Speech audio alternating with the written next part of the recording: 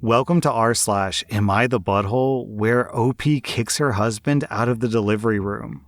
Am I the butthole for kicking my husband out of the delivery room? I was in labor for 26 hours, and I was in a lot of pain because I don't want to take an epidural. My husband was constantly on the phone, either playing games or talking with his bros, being really loud. When I asked him to please hang up, he'd hang up the phone and then, like 10 minutes later, call them back. He really wanted to talk to them because his friends went on a boys' trip without him because I asked him to stay back so he could be here when I went into labor. They were calling to tell him about how their trip was going. He apologized to them, blaming it on me being a nag. I was really annoyed, and I told him that if he wanted to talk to his friends, he could do that elsewhere so I could be in pain and peace. He was like, "Alright, fine baby, I'll just call them back later."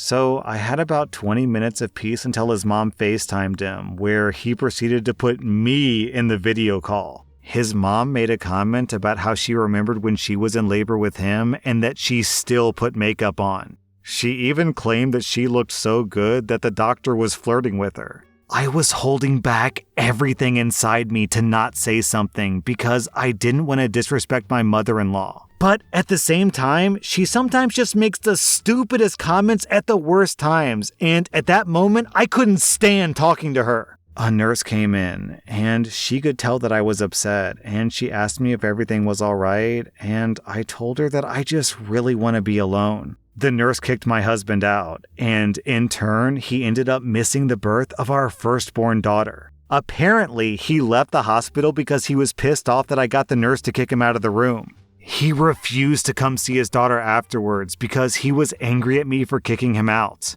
My mother-in-law, who did visit me in the hospital, wouldn't stop talking about how I'm such a bad wife for removing my husband from the room. When I got home, he kept on bringing up how I ruined a moment of bonding with his daughter and how he could never forgive me for that. So, am I the butthole? OP, this entire post, from start to finish, is non-stop red flags. This guy was being incredibly selfish and unsupportive while his own wife was delivering a baby. Like, honestly, this guy can't take one day away from his phone to just support his wife? OP, I'm deeply, deeply sorry that you're married to this guy and now you have a kid with this guy. You get 0 out of 5 buttholes. I'm giving your husband 4 out of 5 buttholes. Am I the butthole for locking up my valuables in my house?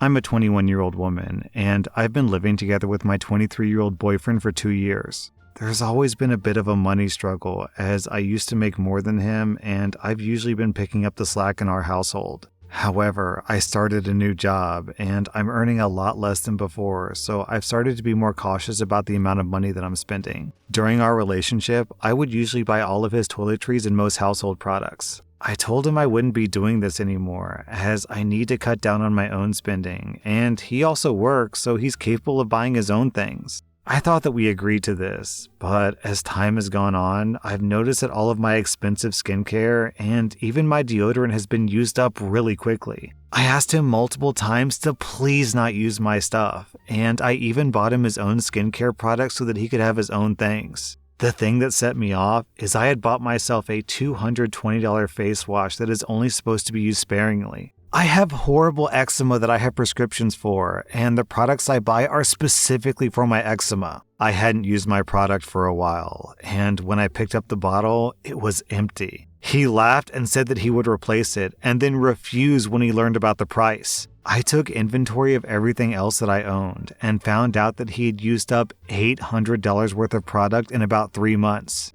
I know he isn't naive because I tell him the price of everything I get and I tell him not to use them. I ended up buying a safe that I put under the sink. I put everything I had left inside it and hid the keys, so when I go to take a shower and get ready, I can use my own things and not worry about not affording to keep my skin in check. When he found out, he lost it and said that I was overreacting and that I don't trust him. This turned into a massive deal, and my friends think that I'm being harsh. But I simply can't afford to keep buying more skincare products. And I've even been hospitalized this year due to a huge flare-up that I had after running out of products. He's taking the safe very seriously, and I don't know what else to do because I've already tried asking. Am I the butthole? Alright, OP, if your friends think that you're being harsh, then they can pay the $800 to replace your skincare products. Also, why is this guy getting upset that you don't trust him when fundamentally he's not being trustworthy? Also, OP posted an update. I sat my boyfriend down for a talk to try to convey why I don't trust him anymore and how important my skincare is. The conversation went on for some time, and I actually thought that he might be turning over a new leaf, until he told me that in our first year of being together as a couple, he had been taking my oral steroids that I was prescribed, thinking they would make him buff at the gym. That whole year, I battled with insecurities and unbearable pain because I wasn't able to overcome my flare-ups. Honestly, that was a thing that snapped me completely. I'm staying at my friend's house for a week and letting him pack his things and figure out a place to go. Oh my god. Stealing stuff from your partner is one thing, but stealing prescription medicine while watching your loved ones suffer in literal physical pain is a completely different level. How could this guy live with himself after he steals your medicine and leaves you to suffer? What a disgusting guy, OP. I'm glad that you're moving on. OP, I'm giving you 0 out of 5 buttholes. I'm giving your boyfriend 3.5 out of 5 buttholes. Am I the butthole for saying no to picking up my son's half-sister from school? I'm a single mom of 2 boys, age 11 and 10. Their father and I divorced 5 years ago after I learned that he was cheating on me. He got his mistress pregnant either right before he told me, and that was why he confessed, or right after. Our divorce was not an easy one. He wanted to stay friends, but I just couldn't look at him after what he did.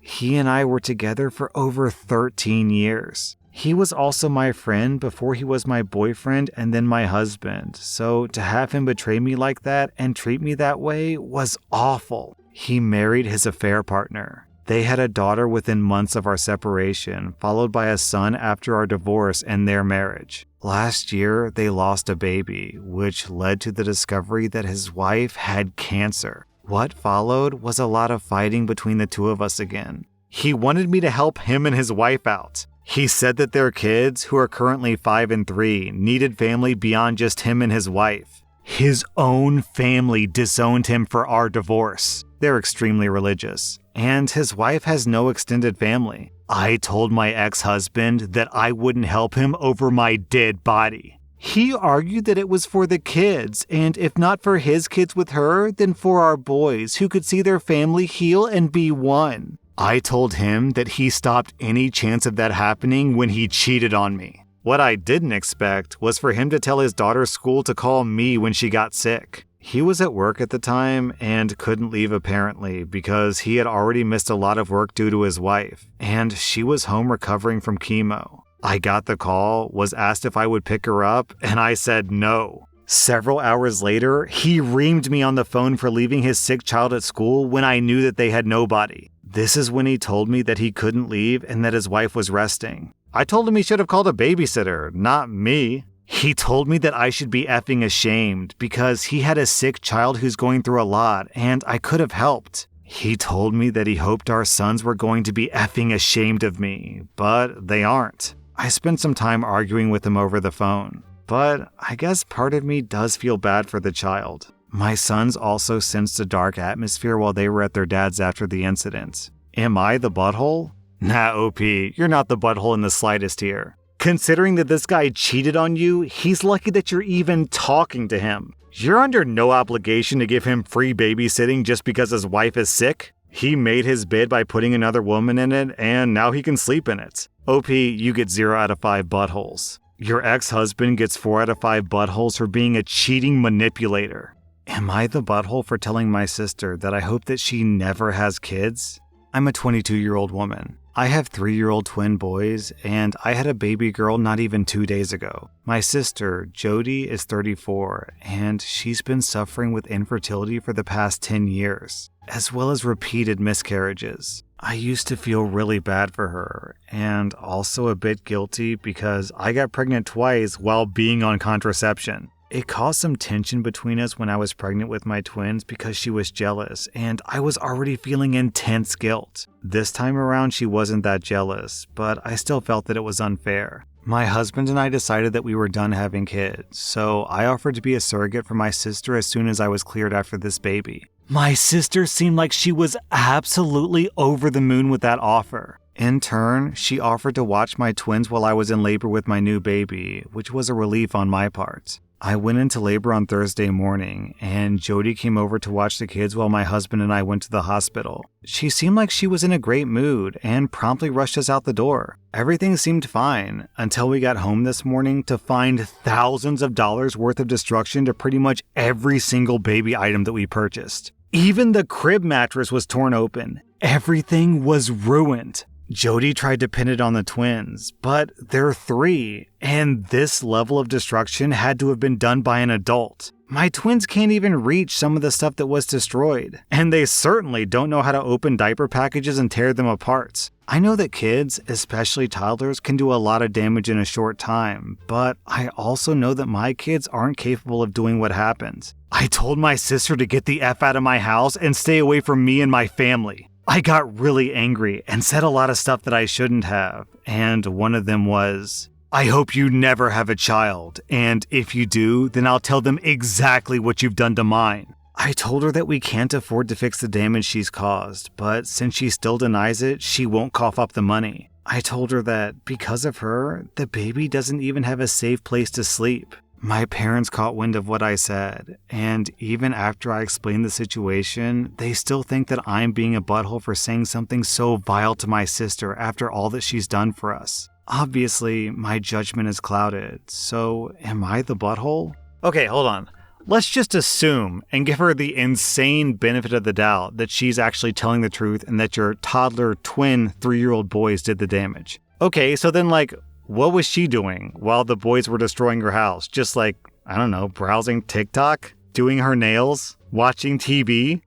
Even if the kids did do it, then she's responsible for watching them because she said that she would. But, obviously it doesn't matter because that's not what happened. What actually happened is that your sister intentionally destroyed all the baby stuff because she's jealous and because she's insane. And putting aside the actual monetary damage, imagine how scary it would be for those 3-year-old boys to watch their aunt destroy every single thing they own. OP, I think you need to call the cops on this one. Your sister way crossed a line here. OP, I'm giving you 0 out of 5 buttholes. Yeah, you shouldn't have said what you said, but considering the raw emotion you must have felt, especially after you just gave birth to a baby and your body is filled with all these crazy hormones, I'll give you a pass on this one. Your sister, however, gets 3.5 out of 5 buttholes.